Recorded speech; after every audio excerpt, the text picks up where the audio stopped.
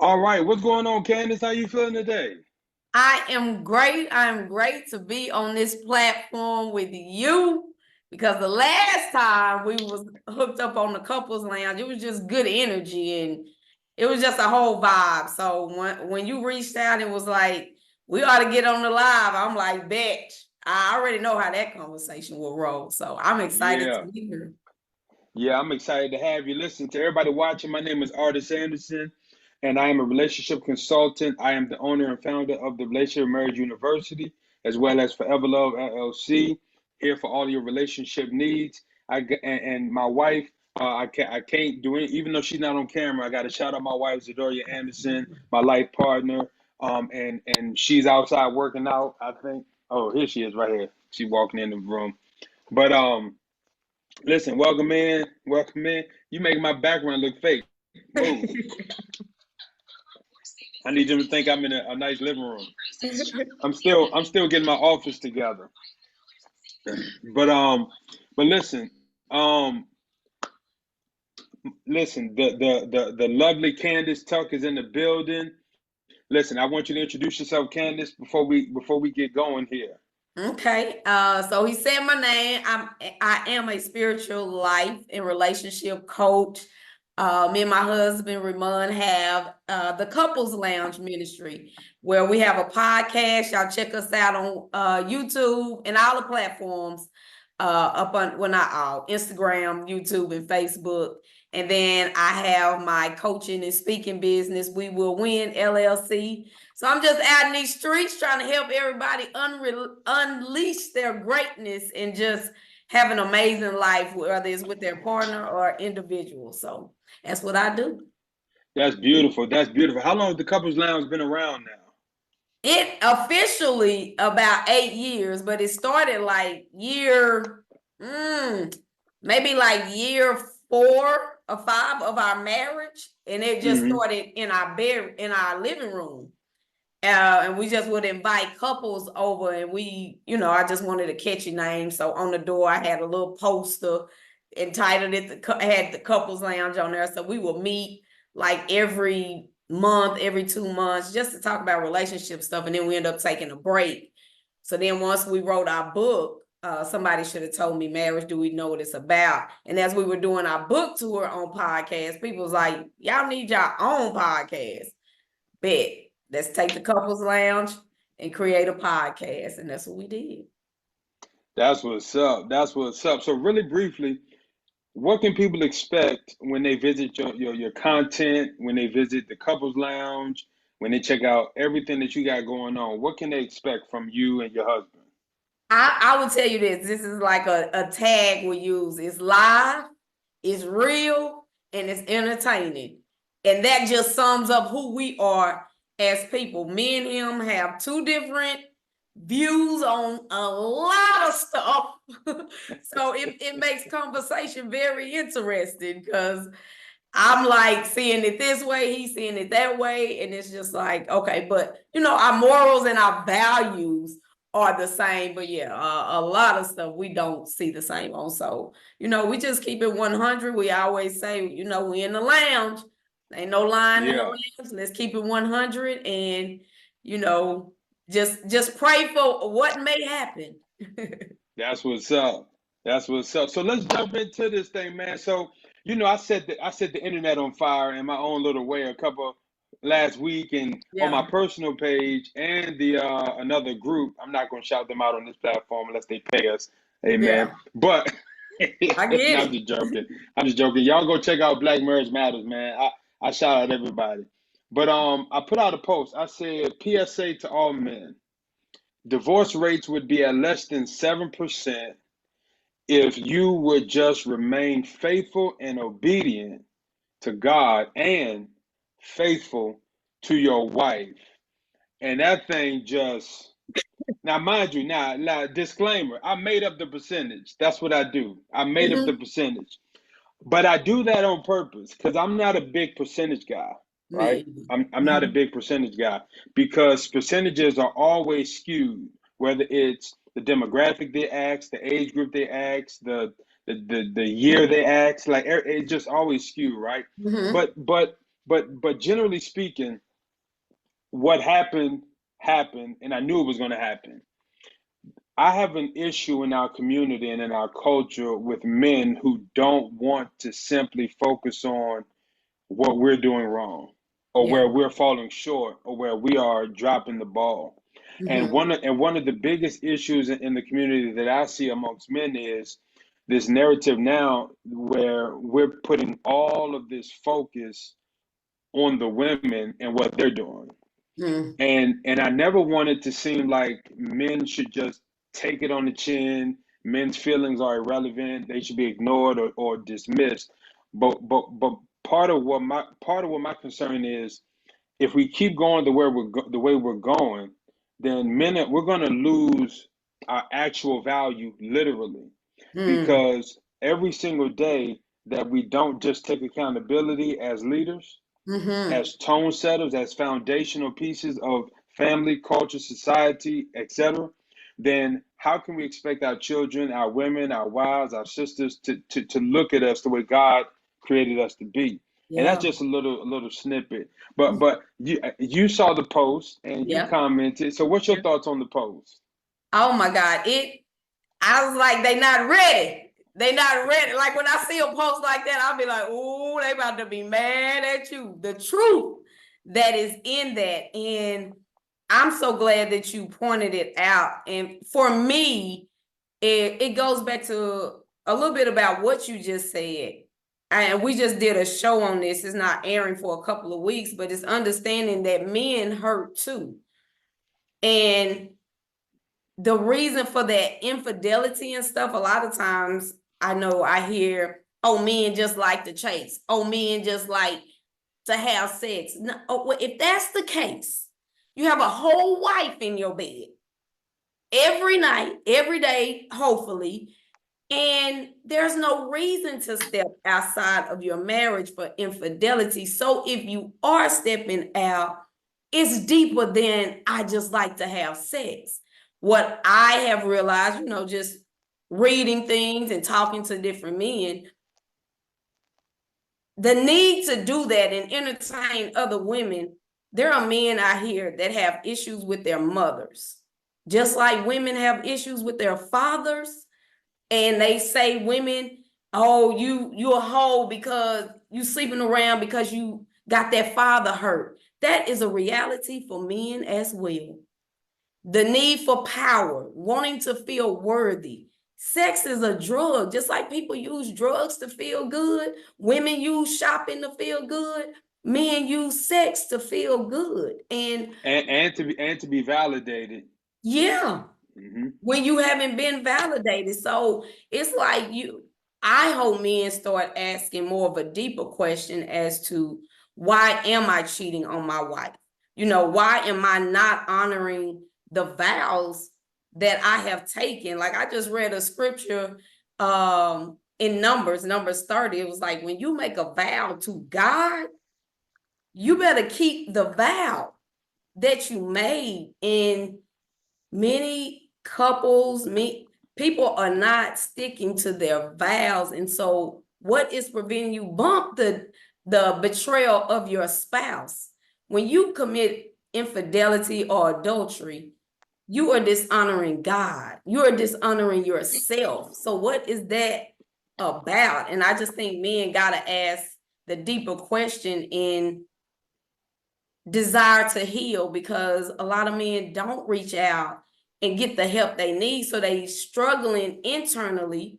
The women, we don't really know that they're struggling, but they're using these external things to feel good, whether it's women, whether it's porn, whether it's drinking, whether it's hanging with your boys. Because you won't do the work to heal, you are using external stuff to make you feel temporarily good. Everything you just said was so good. I want to dive into something because the mother thing is important, the father thing is important, and in our culture, let me start here. I have this issue where if you bring up anything about men, the men automatically say, "Well, what about the women?" Mm, mm. And when you bring up anything about the women, the women automatically say, what about the men? Mm-hmm. And it's like, can we just stay on topic? We can talk about them tomorrow, but for this moment, let's Yeah. just stay on topic. And that's kind of what we saw with the post. Yeah. It's like I'm commenting on some of those on some of those things on that post, and I'm like, yo, why don't we just stay on topic today? And then tomorrow I'll put a post up about women. I'll do that. I'll put a post Yeah. tomorrow about women, right? Yeah. But let me go a little bit deeper. The thing is, the issue that I know with humanity is people are not honest. And Oh. this is the greatest problem in our humanity. People are not honest. More importantly, they're not honest with themselves. People lie to themselves every single day, and people cannot face reality and truth when it comes to anything or everything pertaining to real life and hard conversations, Yeah. right? Because what it does is that truth and reality makes you look in the mirror, and then you realize you don't really like yourself, and you realize you don't like how you feel about yourself.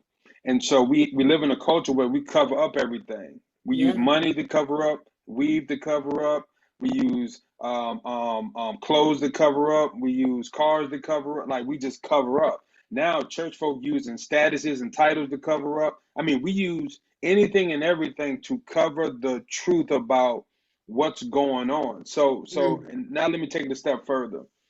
Um, one of the things that I find disappointing about the topic of unfaithful men is if well let me say this. There's two types of relationships. Okay. There's only two types of relationships: ungodly and godly. Okay. Everything falls under either you're under a godly relationship or an ungodly one.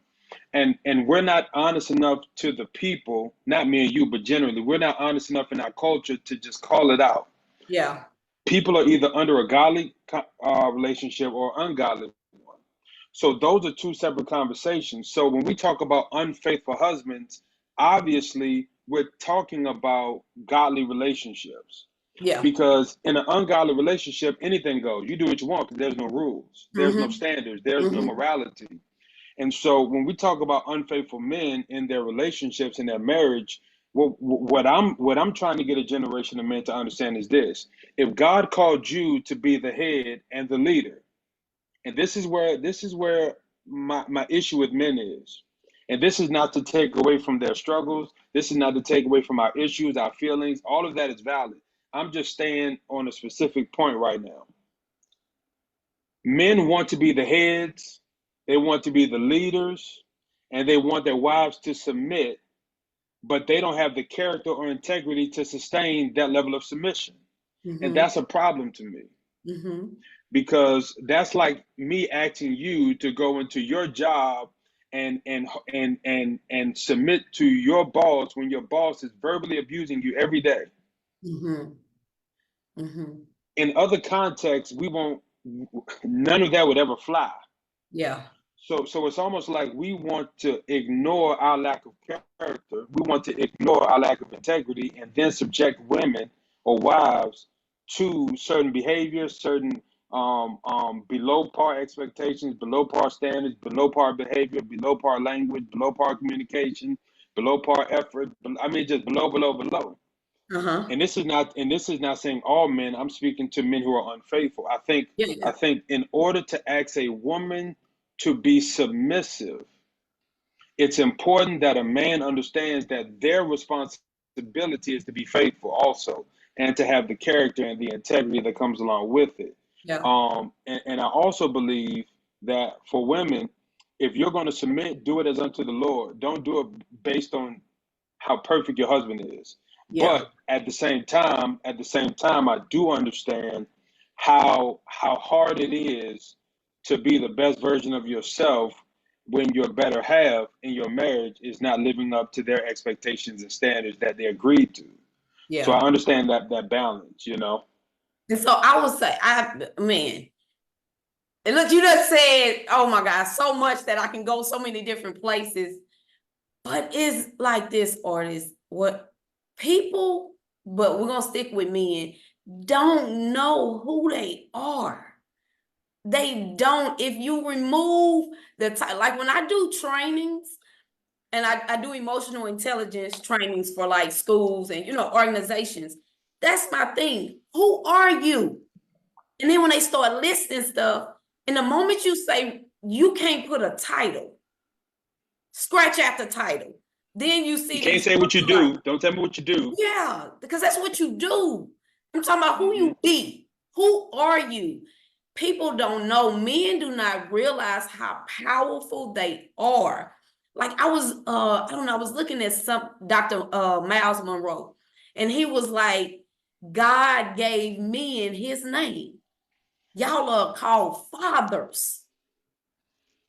Y'all are that powerful. And if you read the word, like starting from Genesis, it was like God wasn't making nothing but men.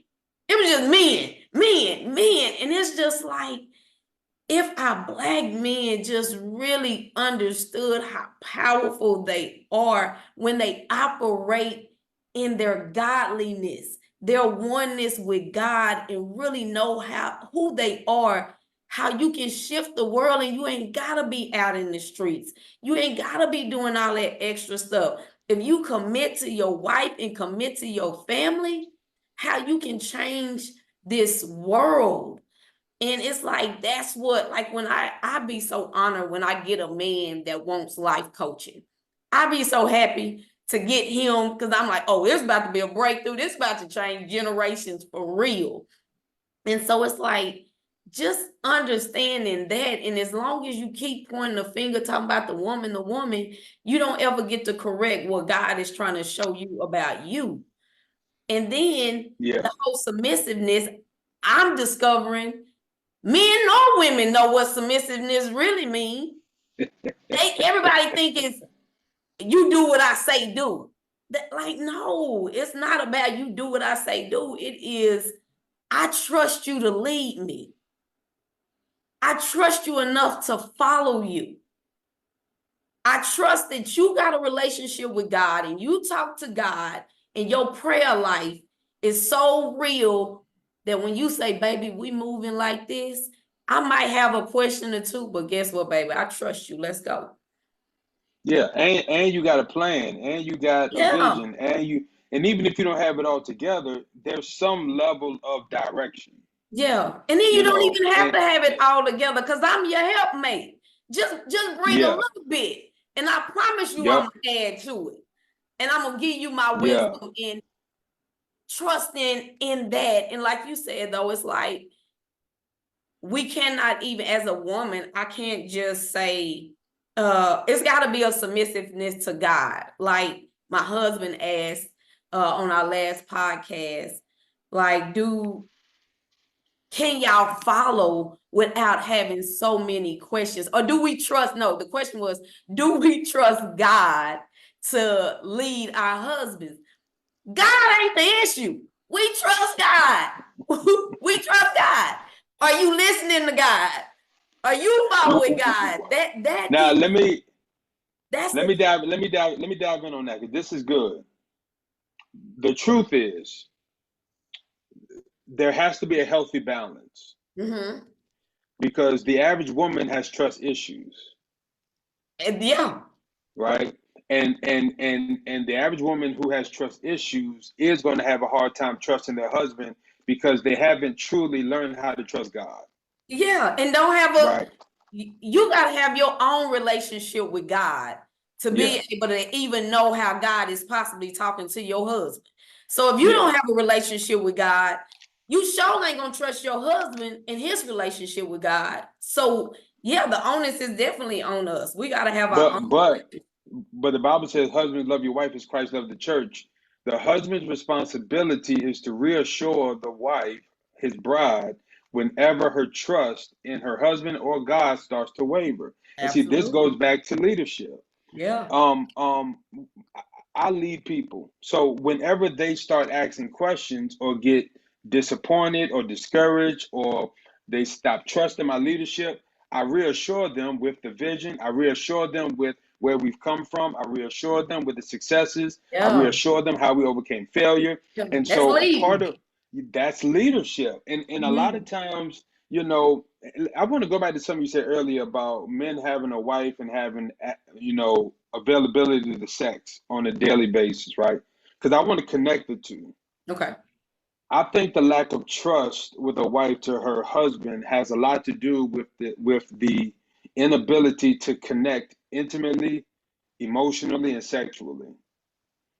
And I think sometimes women have a hard time understanding the interconnecting parts of it. Mm-hmm. And it's a husband's job to make sure that he keeps it clear and clean. Yeah. So the thing is, unfaithfulness doesn't begin with sleeping with someone else. It Mm-mm. begins with your disconnect with your spouse, Yeah. because you have a fidelity or a commitment to communication. You have a commitment to intimacy. You have a commitment to connection. You have a commitment to trust. You have a commitment to reassurance. You have a commitment to all these different things. So unfaithfulness is not just cheating on your spouse. Right. Unfaithfulness is all the above, which eventually probably leads to cheating on your spouse. And Mm-hmm. so what ends up happening is, as husbands, this is what I tell husbands in counseling, because I know how difficult it can sound. But here's what I try to tell husbands with encouragement. I say, listen, it's not all on you. Right. It just all begins with you. Oh, well, I would throw something at you. Yeah. because because when I start giving the layout of what a husband really is and what a father really is and what a leader really is, it seems overwhelming, and I can understand that. But what men have to understand is it's not all on you. But it does all begin with you. You Mm-hmm. have to set the foundation. You have to set the tone. You have to lead by example. I Yeah. tell every man, every counseling couple I talk to, this is what I tell the husbands. If you're going to be the leader, you have to lead in everything. So it's not just about her following what you say. No, no, no, no, no. First of all, who you following? Yeah. She And, needs to and would see. you and would you follow you? Would She you needs follow to you? see. Right. She needs to see you following trusted leadership, Yeah. because now you're setting the example for her to trust you. That's Yeah. the first step. The Yeah. second step is, are you leading in good attitude? Are you leading in communication? Are you leading in forgiveness? Do you forgive first? Do you let go first? Do Yeah. you let go of the grudge first? Do Yeah. you let her talk first? Like, you have to lead first in everything, because Mm-hmm. you're setting the tone Yeah. for the entire foundation of your home. Yeah. And I would say, I know, like, if men are listening to this, I don't know, in my head, I would say that could seem a little bit scary. Definitely. I think that is the importance of really healing so that you know what your power is. Because hearing all that can sound like, what? Wait. But you can absolutely do it if you tap in to God and you tap into the power that God has given you within. You can do it. And like you said, you don't even have to do it by yourself. That's why you got a helpmate. That's why you got a helpmate. And You know, now finish your thought. Finish your I was thought. gonna say, I would tell every man, I know, I hear men say, yeah, y'all want us to lead until we start leading. And I'm that boss chick. I'm that woman. And I would say, I desire for my husband to lead, but also what I realized too, we got in a pattern early on. What, because of me being the one, I just take the lead, I take the initiative. We got in a pattern of that, but then that's out of alignment. So of course, eventually in our marriage, that started to rear its head of me not wanting to follow, or, well, why? I've been making decisions and we had to go through this moment of transition for change to happen. And it's like, I'm just saying that the wife really wants you to lead. Will she have to deal with her trust issues? Yep. Will she have to learn how to say, okay, babe? Yep. But I promise you, husband, if you keep walking in your power as the husband, you keep going to God and other men that are doing the thing to get advice, I'm telling you, your wife wants you to lead and she will follow. Now, if she don't, maybe she got just so much trauma that she's blocked.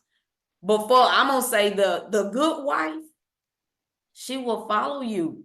She will follow you. You said something earlier. If this seems scary or too much, etc. Let me tell you why that is for certain guys. If certain things that we're saying or that I'm saying is scary to a guy or seems uneasy to a guy, that's probably an indication that you're not qualified to be married.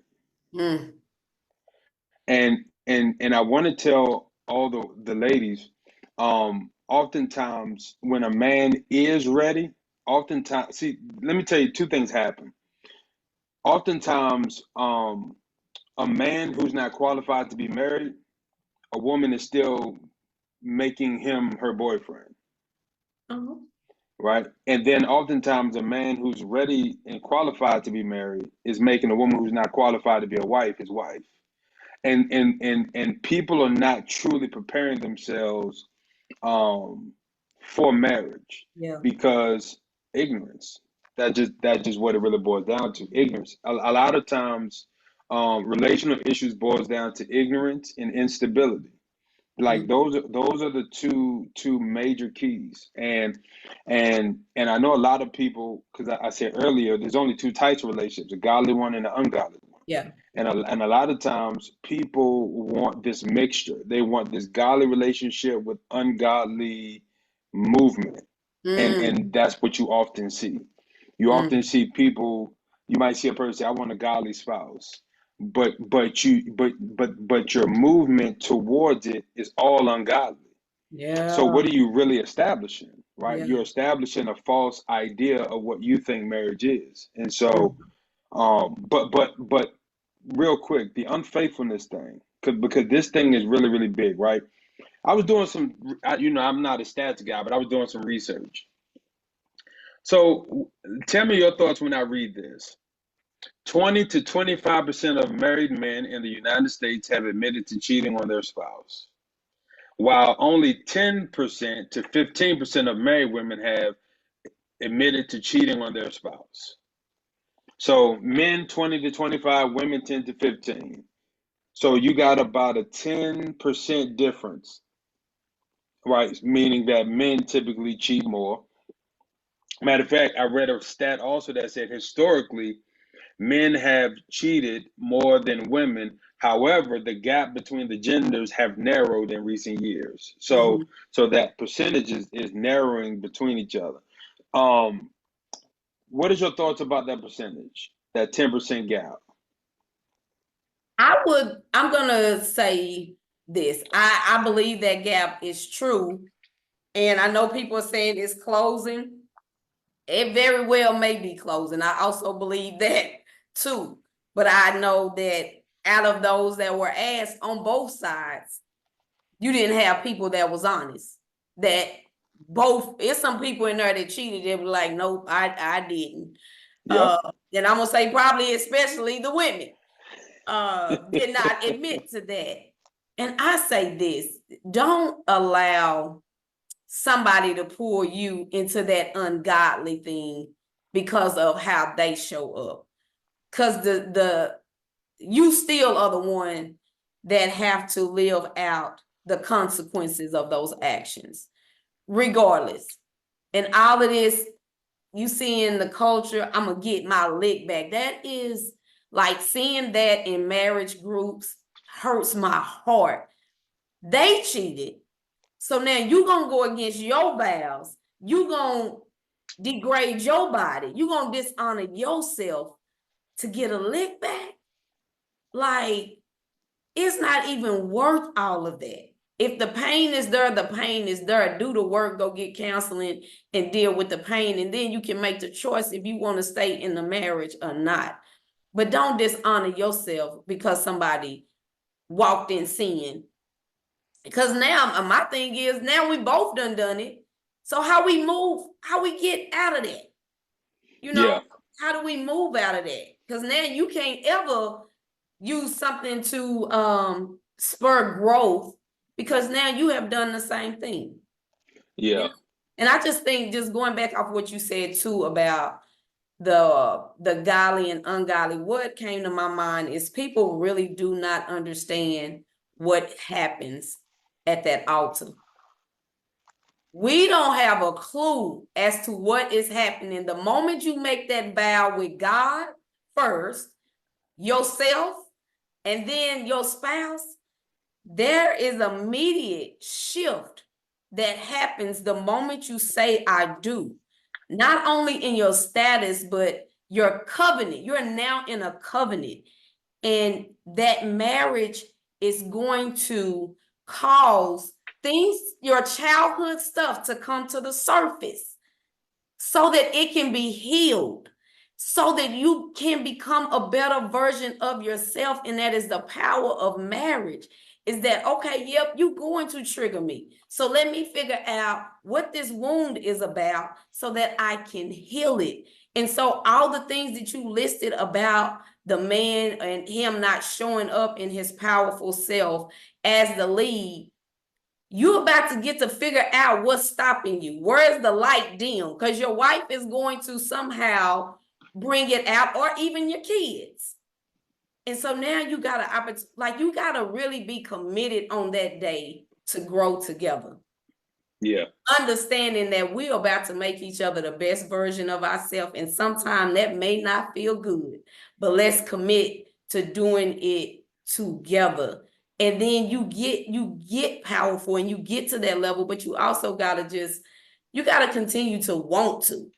If you're in a place where you like, I'm good, ain't nothing wrong with me, I've been like this for 20 years. That's crazy statement. Don't tell nobody you've been like that for 20 years. That means you That's ain't embarrassing. been, man. That's embarrassing. That's embarrassing. Yeah, this just how me and my family roll. Okay, it's time to break the pattern. It's time to break the pattern because it no longer serves you. You know, I was looking up divorce rates, right? Because when people go to the altar, I put up a status about this earlier. I'm gonna segue it. People go to the altar. I said people lied. They said for better or for worse, but what they really meant is, as long as you make me happy, as long as you do what I want you to do. Yeah. Right. Yeah. So I often hear this because whenever I challenge men, or whenever we have these spaces and we talk about unfaithful men, cheating on their spouses, you know, of course they're going to say, well, women cheat too, and I'm like, duh. So what does that got to do with what I'm talking about right now? Right. So they'll say the argument is oftentimes women initiate 70% of the divorces statistically, which is shows.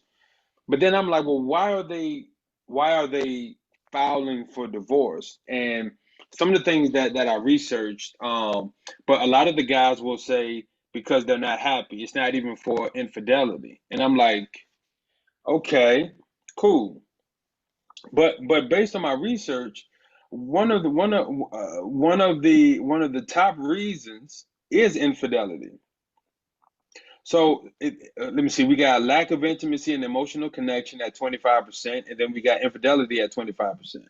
Mm-hmm. So we have now. Matter of fact, I'm gonna dive deeper into this. Flow with me for a second. I'm gonna ask you a question. You tell me yes or no. Is it harder to make a woman happy than it is to make a man happy?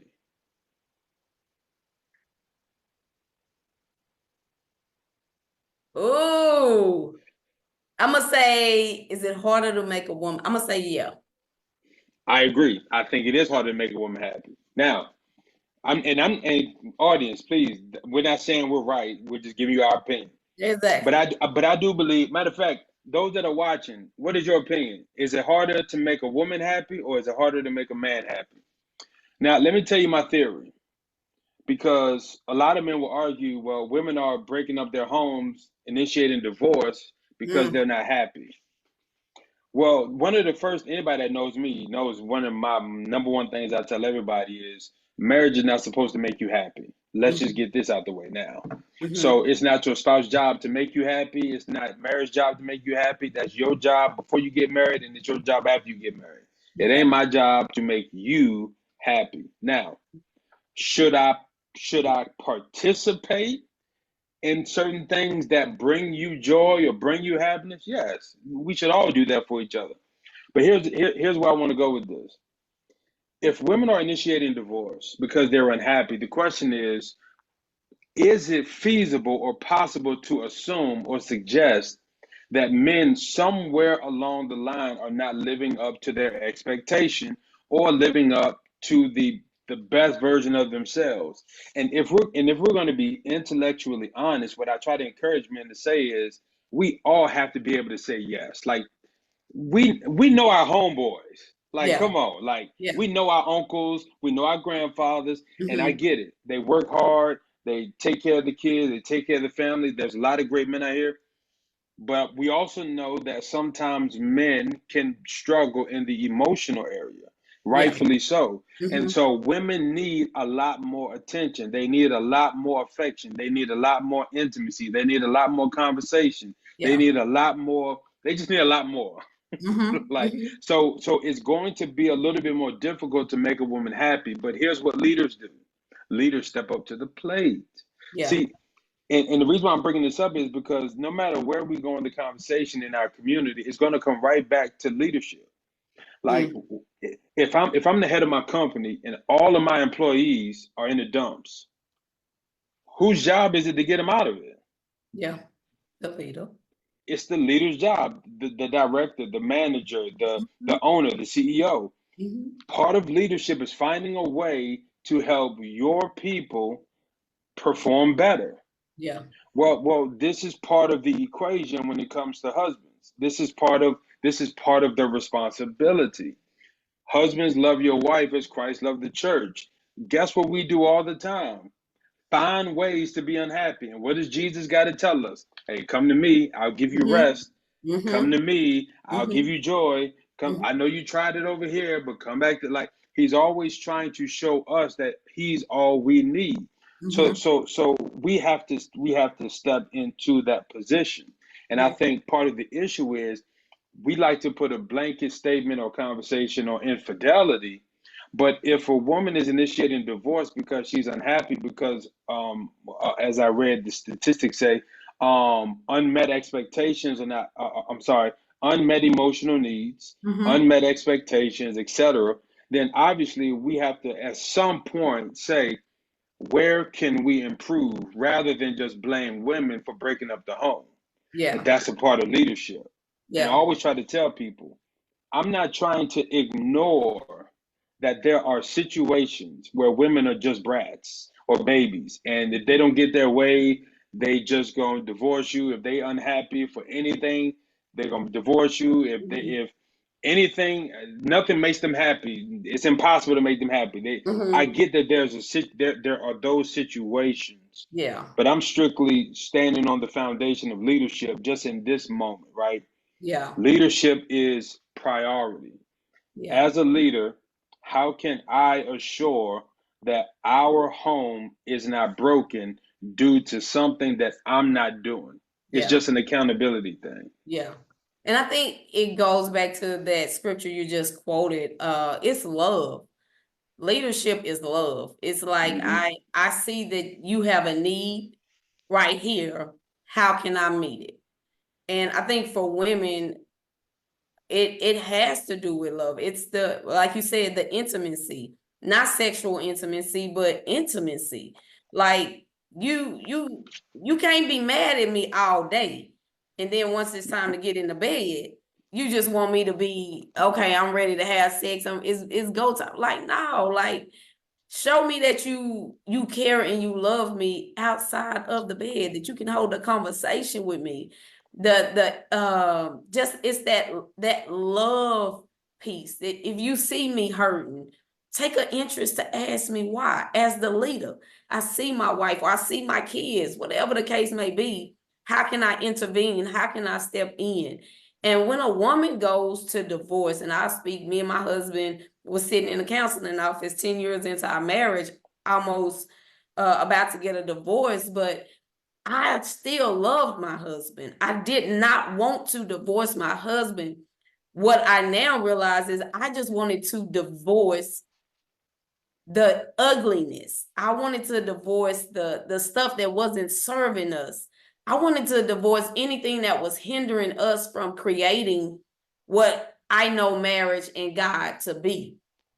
So that's what I wanted to divorce. And most women, it's not going, oh, I'm just unhappy right now. No, that woman has been talking. That woman has been crying out. Maybe not in a way in which you could necessarily hear it. Maybe it sounded harsh. It's like almost as a husband, you got to be willing to read between the lines. I see her saying this, but what is she really saying? When she mad about you coming home at night at, I guess, an inappropriate time, what is she really saying? Because the time is the external stimuli, but what is her heart saying in that moment? Is it saying that I can't sleep at night because I'm worried about you? Is it saying I don't feel love when you don't honor the time that I request you to come in? So that woman has been crying out before she takes the step to get the divorce. And I'm so glad that you do what you do in calling men higher, calling them higher to their proper position. Yeah, the average man, well, I don't want to say the average. Typically, when I come across men, the honest truth is a lot of men just lack character. And I think the this is what I try to tell women. Stop getting in relationships with men who don't have any source of authority. Mm, And what mm. I mean by that is you keep dating men and getting in relationships with men and marrying men who don't have nobody there that they are accountable to. Yeah. And what I mean by that is if can't nobody check your man when he needs to be checked, good luck. Because I Yeah. know you're gonna try to hold him accountable. It ain't gonna work. Mm-mm. Because one of the number one things all men need is male accountability, not from a homeboy standpoint, from an authority standpoint. It Mm-hmm. got to be a father figure, a pastor, a counselor, a mentor, a coach, somebody to where if he call you and you acting a donkey, his Yeah. voice makes you say, "Yes, sir. Yeah. Go home." Yeah. Somebody that says, "Yo, you tripping, fix it," and you go Yeah. fix it. But see, Mm-hmm. a lot of men are not, and I want to be sensitive to how I say this, but I mean what I say. A lot of men are too soft to receive that level of accountability, and Yeah. it's not their fault necessarily, just that they were raised this way. So one of the issues is men have like women have to start protecting themselves also because if your father not going to do it, if your pastor not going to do it, if your uncle not going to do it, then you're going to just have to do it with you and God. It just got to be you and God. But you Mm-hmm. got to stop letting your loneliness and your desperation put you in a situation to fall for a man who doesn't have any level of accountability. And Yeah. I remember I was having a conversation with a young lady, and we were talking about why men and women are having such struggles in relationships and why breakups are happening and divorces. And I said, let me ask you a question. What would you say to this? And this is what I presented to her. I said, no woman should get in any relationship, especially no marriage, unless, and what I mean is the first day you meet this man, you need to say, okay, first, I need you to call my father, call my pastor, call my counselor, call my uncle, whatever trusted source that you trust. And you don't need to talk to that man ever again until your father, your uncle, your pastor, whoever your authority figure is, Uh-huh. approves of it. And Mm. then when he approves of it, then you can then go through a process where you would date on the phone, talk over the phone, not meet up in person. But the Yeah. point I'm making is don't you you are not allowed to do anything without that father figure's approval first. You can't Mm. marry him. And if that man says no, break up. No, you can't marry him, then you break it off. See, Mm-hmm. that's what needs to happen. And you know what she said? Well, Why we gotta do all that? Why we gotta do all that? And my response is, well, why women gotta get their head beat in? Why women gotta be beat on and abused? But what you just told her to do was a simple call. Let another man talk to him. That's simple. That's That should be the standard for which women go into relationships, because it's our job to protect our women and our yeah, sisters. So yeah. so the thing is, but the problem is, unfortunately, a lot of our women are not humble enough to submit to that level of authority, because transparently, a lot of women are just rebellious. They don't want to listen, and they want to do based on how they feel. And Mm-hmm. this level of accountability and this level of authority isn't something that a lot of women are willing to buy into, because we live by this code. I don't want nobody in my business. That a code that we need to break. A code that is keeping us locked in an emotional, spiritual, mental, physical prison of Right, people not being in our business. Your marriage is struggling and y'all don't want to go to counseling because y'all don't want nobody in your business. But you right. realize if you end up in a divorce, everybody's in your business. You know how many times I've heard people, because we have a relationship hotline. People Mm-hmm. will call the hotline to get relationship help, and I would say, okay, well, sound like y'all need counseling. And they'll say, well, my husband don't believe in counseling. He don't want nobody in our business.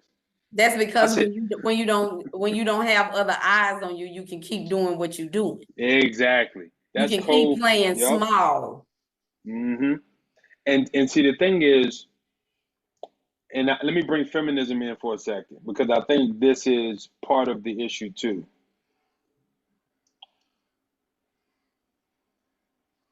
Men and women being equal is a hard conversation, Mm-hmm. because I know women that do certain things way better than men, Yeah. and I know men who do certain things way better than women. So it's never a blanket statement that men do. Well, some things yes, but generally speaking, it's not as blanket and black and white as we think it is. Mm-hmm. But I think part of the issue is what I just suggested would rub feminists the wrong way, because they want a level of autonomy to have the right to choose and do what they want based on their freedom. And I'm not gonna knock it. Mm-hmm. But again, the issue that we have in our community is, on one hand, we're crying about the issues such as domestic violence, fathers walking away from their children. Like, on one hand, we're upset about these issues, but when we present a solution that protects you, you don't like it because it doesn't give you freedom and equality. Mm-hmm. Like, we have to, part of the issue in our culture is we don't know how to critically think anymore. We just emotionally spew things all over the table. Mm-hmm. Going back to the example I laid out for that young lady, the goal of it was not to make women feel oppressed. The Right. goal is, what would happen if you were able to meet a young man and have him vetted by trusted authority Right. And I before mean, you. that's all I saw that as. And that saddens me that she felt like, or any woman would feel like that's oppression. Like you're being oppressed, or you can't make decisions with a call, just a call to let somebody else talk to him that may speak his language, that can shift through the bullcorn if it's there, to really find out. And yeah, a man can be manipulative, he can play the role, etc. But I think then that takes you really getting to know the man, But and I this know. because it's because feminism shapes how you hear.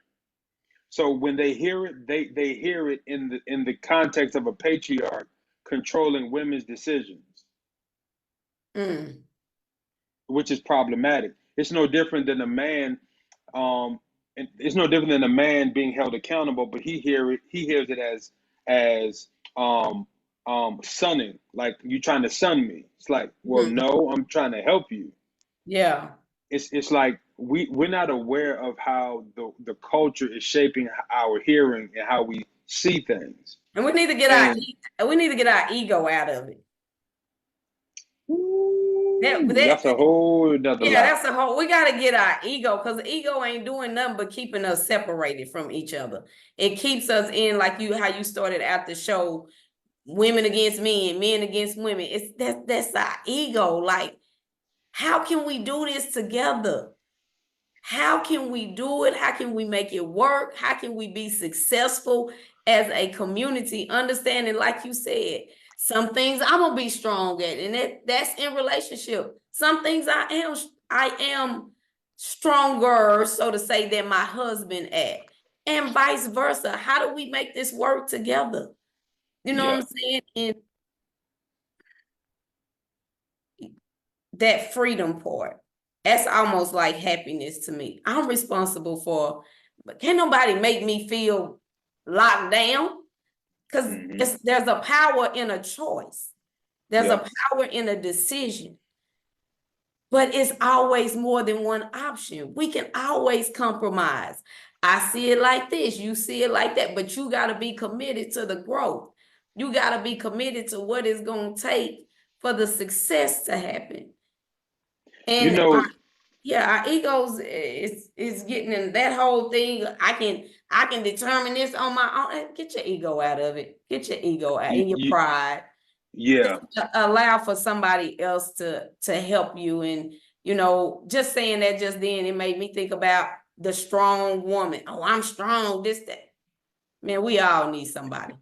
We all need somebody. You said something very important. Togetherness, right? Gender roles were always designed to bring our unity together based on how we were created. But of course, culture has warped it into thinking that it's oppression of some level. Remember, World War II shaped our entire world in a way that changed relationships and marriage forever. And a lot of people don't know that, because when the men went off to war, the women took the factory jobs. Long story short, when the men came home, if they didn't die in the war, the jobs were taken by women. So now you have men coming home who feel powerless and helpless, and they feel less than, right? And so, long story short, the roles were no longer clear, because at first it was women in the home take care of the children, there was men going out to work. And when a man came home, he was coming home to his peace. And he loved to come home, because it was coming home to his wife and his kids and food and sex, and then because he know he got to go to sleep and wake up and do another 10 hours the next day. So the thing is, now we're in a culture where relationships are struggling because people don't want to step into roles because they feel like it's oppression. And it's a hard conversation. I think it literally goes back to, because I think the people that are going to be following and listening to us are people that are believers. And what I have discovered as I've been married 21 years, be 22 this year, is the more that we follow what scriptures say, and not it's too many of us following what culture say, and culture switch up a little bit too much. But if you follow what the word says, and then if it ain't in the word, which I'm sure it is, but then y'all get to, that's why it's so important to have a relationship with God individually. And as you come together collectively, like if we're trying to live by what culture or that ungodly, we're going to be shift and tossed all the time. We're going to be confused. We're going to be going against each other, all the things. But all over the place. All over the place. But if you stick to, you respect your husband, you honor your husband, you show reverence. You ain't got to use your mouth to correct your husband. Use your reverence. How you show up. Be mindful of how you showing up. And he can change just by watching you. Wives, that's how powerful you are. 1 Peter chapter 3. Yeah. And then when you go in Proverbs and you get to reading about wisdom, and it's personified as a woman, understand the power you bring to him. as his wisdom, as his helpmate. Mm-hmm. And husbands love her. So yes, she You know what's imperfect. crazy? You know what's crazy? I was teaching a relationship class a couple weeks ago, and I was no, sorry, I was actually teaching. I was in a counseling session 1-on-1. I was talking with this young lady who's a believer. Her and her husband are separated right now, and they're working separate right now before they come back together. I said, in Genesis chapter 2, he created Adam. Then he took a rib from Adam and created the woman. Now, a few verses before that, the Bible says he created him a helpmeet, a helpmeet. And then I asked her, I said, do you realize what that means for you in your marriage? And she was like, no. Can you break it down? I said, okay, here it is. Husbands, love your wife as Christ loved the church. So men have the responsibility to be like Jesus in the marriage. Mm-hmm. But here's the crazy thing. The wife is made the helpmate. But what's crazy is Jesus is the one who said, when I leave, I'm going to send the helper. So what does that tell you? Ladies, you are the Holy Spirit in your marriage. And see, here's the problem.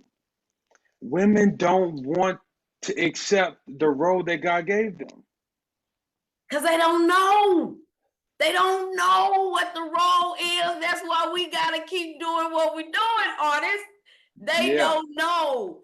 I'm telling you, when I went, oh my God, I did a speech about the power of a wife. And to find out as a woman, I know when I got married, submissiveness, what? I was on the line about it, you know, what? Yeah. But now to find out exactly what you said, the helpmate is the same reference as it is talking about, I believe it's Ezer, E-Z-E-R, is the same power or helpmate of the Holy Spirit. So absolutely, I accept that role. I accept that role, and ain't nothing weak about being no helpmate. It's ain't nothing weak. If God designed it, that's what you know it's powerful. Mm-hmm. God ain't finna. We looking at it like made. Oh, I gotta be in this where you just tell me what. No, we got it so confused. That's why we really need to get clarity. We need to go to retreats. We need to go to workshops with people who are informing us on the truth with a capital T. Yeah. And not the culture truth or like, oh my God. Every man that follows my leadership, they know exactly everything I'm saying is everything I say to every guy that follows my leadership. It begins with you to be Christ in the home, right? And then people who follow you, they're going to hear, as he leaves the home, you need to be the Holy Spirit in the home. Yeah.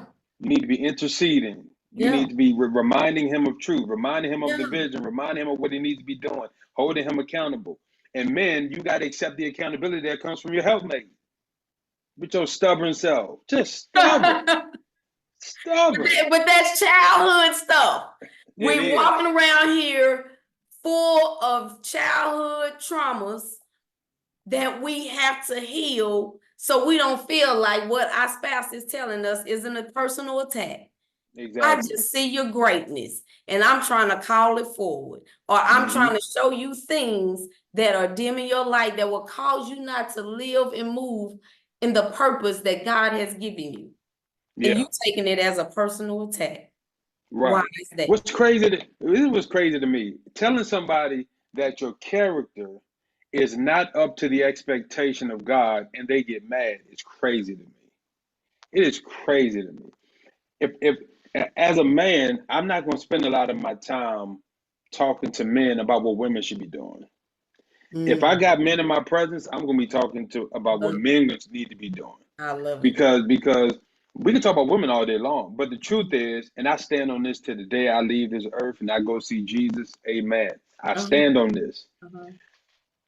Everything on this planet that's wrong in our communities is because men are not in position somewhere somehow. And I Agree. stand on that I agree. because strip clubs only exist because men allow it. I agree. Certain things only exist because men have allowed it. If men were to return back to their rightful place in God through Christ, stand firm on the foundation that Jesus has already laid, you will start to see so many women get in order because it's in their nature to do it when they have safe leadership. It's in their nature to do it. Yeah.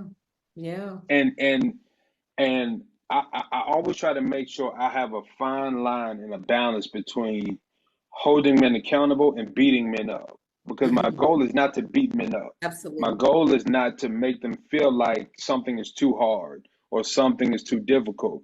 But I also can't be too soft to where it's like I'm babying you and nowhere else in the world is going to baby you. So I got to give it to you like it is. Your Mm-hmm. character is subpar. You're not living up to the expectation of God. You're not living up to what you're capable of. No, godly men, we don't cheat on our wives. No, no, no. We don't abandon our children. No, no, no. We don't make excuses for not making money. No, no. We don't make Right. excuses for not being emotionally stable. No, no. Go get help. Go get counseling.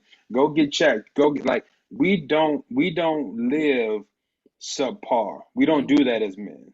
And It just, and to me, it just sounds like you calling men into their kingdomness, to their rightful position. And I hope any man that follows you, that listens to this, does not feel like this is an attack. And if you feel like this is an attack, you need to get counseling, you need to get coaching, you need to find somebody to help you find out what this is, because this is simply calling you higher.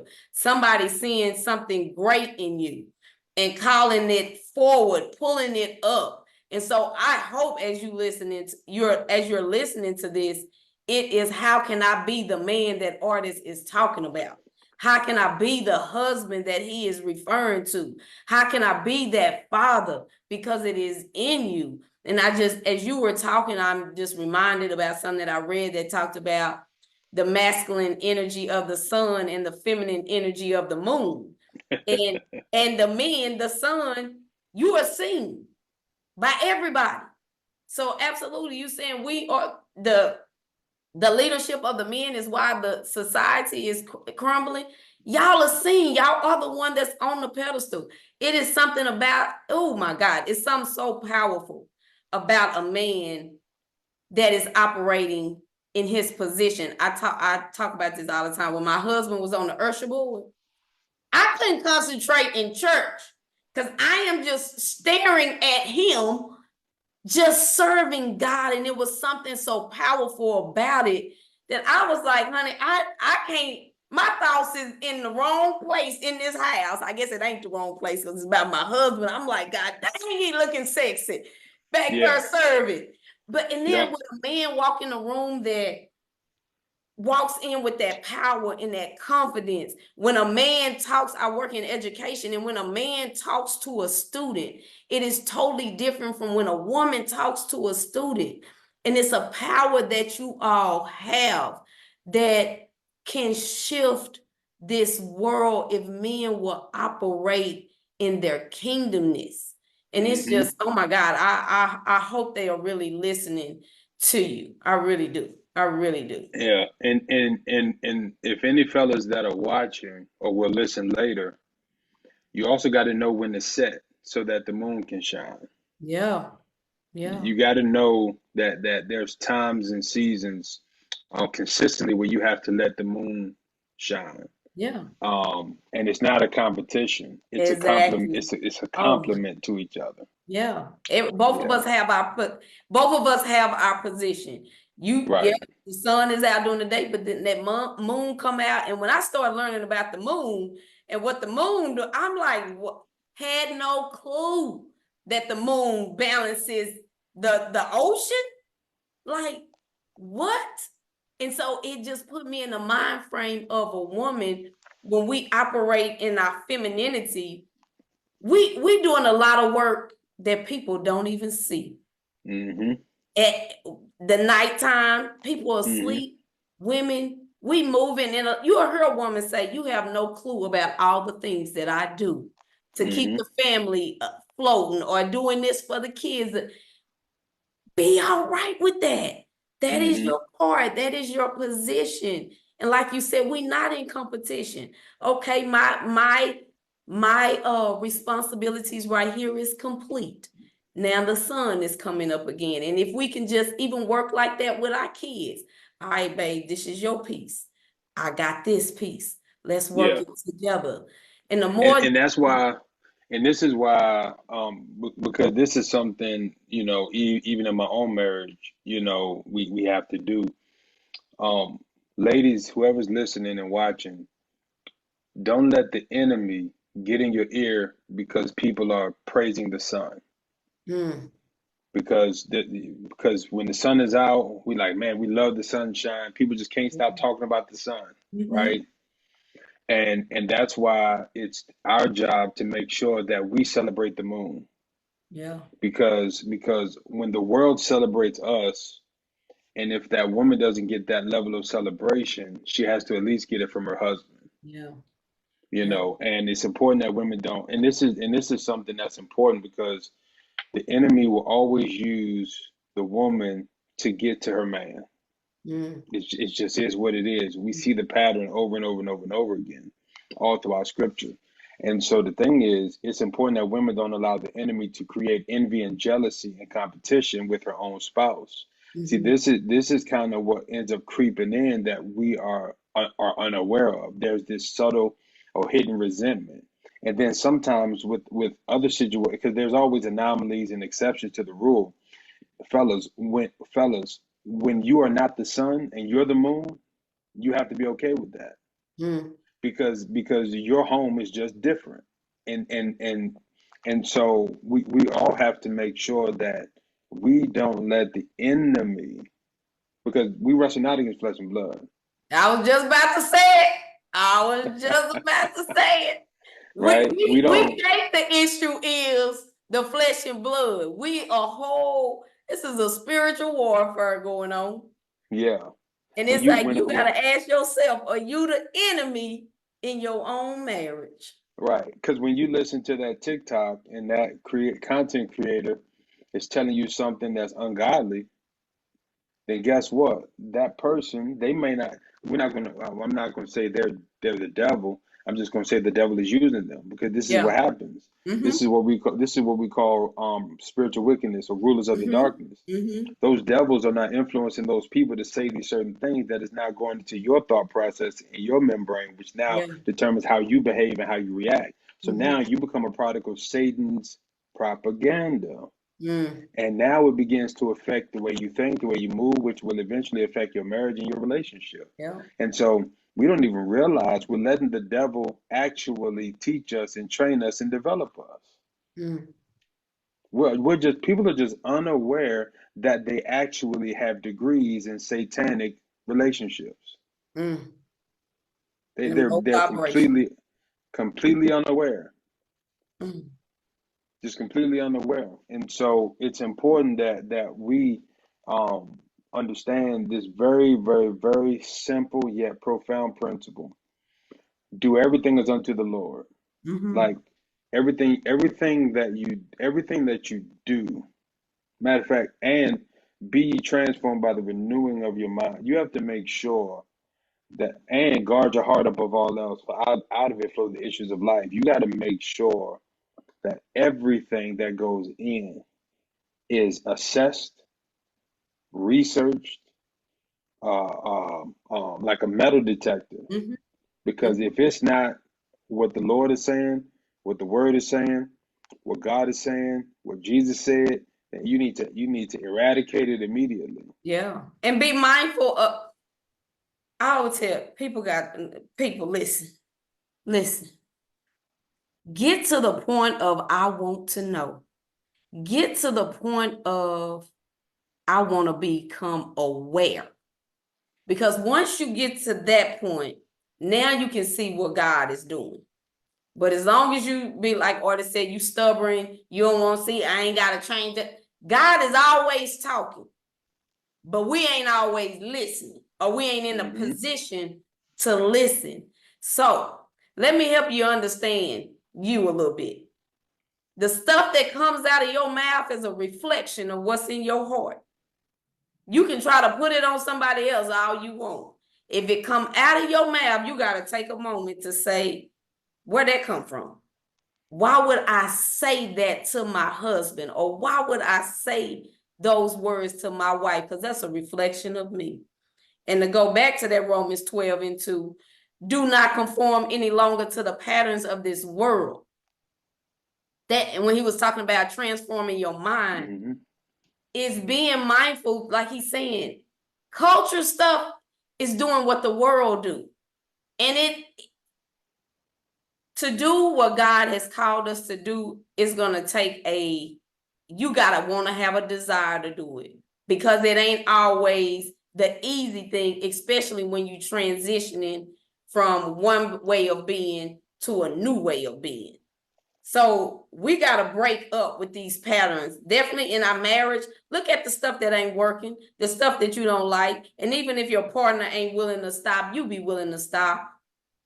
Stop getting into the toxic, I call them toxic tornadoes, where we just going back and forth. And we you got to patent that. Oh my God. Okay. You got to patent that. That's Yeah, fire right there. That's a t-shirt. Yeah, it's like we just got to do something different. We got to be willing to do something different. And it starts with us, y'all. It starts with us. We got to be operating differently and want to operate differently.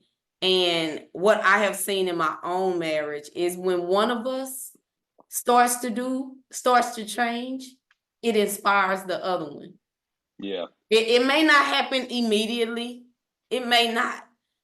But when you're in a quest of having a marriage that is in alignment with what God has purposed it to be and designed it to be, you'll want to change. I mean, it can be the simplest things.